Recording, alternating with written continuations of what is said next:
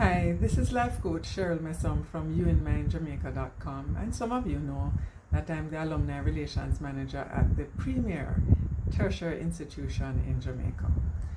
I hope you and your family are recovering well from the impact of Hurricane Melissa, which became a part of our lives on the 28th of October 2025. Today I want to just share with you a testimony experience I had yesterday.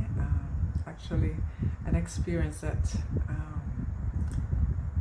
made me feel like I aged. So yesterday in the, after 12 midnight, my cousin in Georgia messaged me to say, how are things?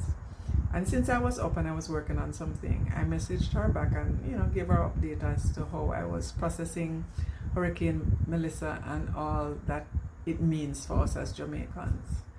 I didn't look to see if she responded, but eventually I went to bed and I woke up later on yesterday, Saturday, the 15th, and I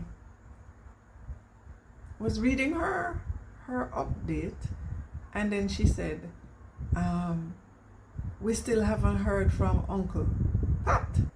I was like, I was in shock. So I immediately, I tried to call her by WhatsApp, didn't get her, call her directly, and ask her what she meant.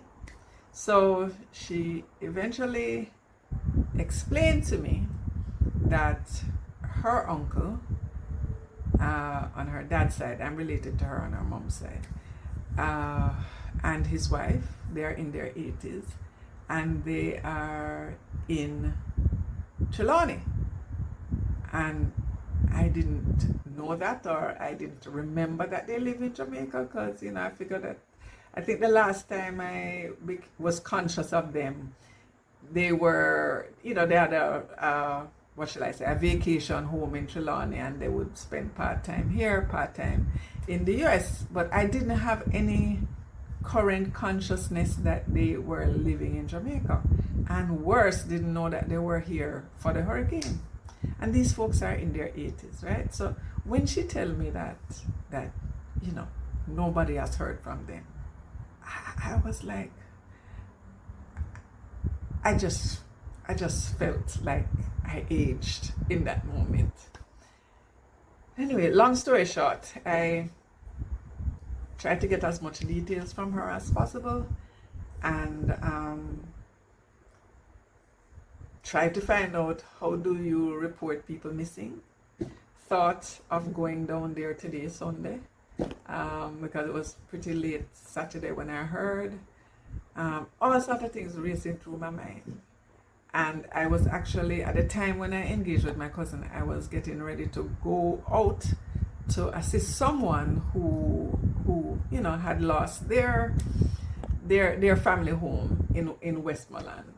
And I was like torn now, because I'm saying, my mind racing as to what could be happening to this couple who is in their 80s and them down in Trelawny, and you hear all of these reports and stuff, and the worst just went through my mind, and I said, God, how am I going to deal with this? And eventually the Holy Spirit ministered to my mind, and I used some of my coaching skills.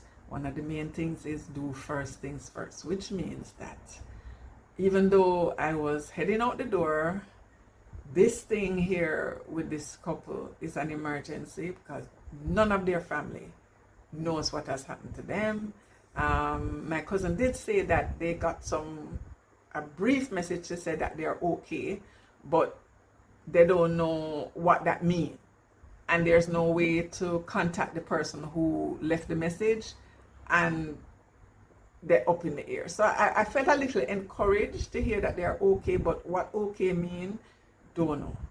So I decided that I would put out a message in my various networks to find out, how do you report missing persons? Somebody answered back to say that the Support Jamaica website allows you to do that. I went there and I kind of didn't like what I saw there, so I left that alone. And someone else responded and said that they would check. Now this person is a lawyer, so I figured that, you know, because they are a lawyer, they have their connections, and I will probably get a more accurate method of reporting a missing person. And like the Spirit said to me, let her know why you asked. So I messaged her back to say that I'm looking for this couple, and I mentioned the name, and I said where in Trelawny they were. They were at Silver Sands, and you know, give her that information, and that, you know, the family is disconnected from them. And she messaged back and she said, you know, I have a cousin who is an owner at Silver Sands, and she just went back to the UK. I'll reach out to her and ask her if she knows them. And she did, and within minutes the cousin basically was able to identify them and was able to say that they are both okay, and that their property is okay. And I was able to update my cousin with that information, and there was a lot of relief. And you know, by tomorrow or very early in this upcoming week, we should be in more reliable contact with them to find out what they need, and the family in the US would be able to, you know, respond to their needs in a meaningful way.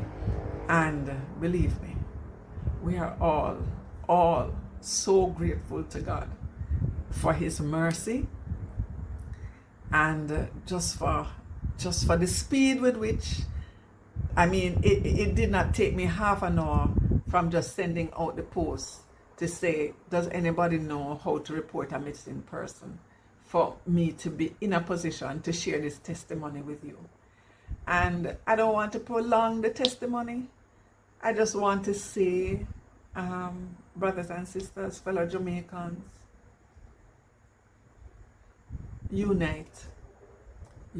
This is a time for unity.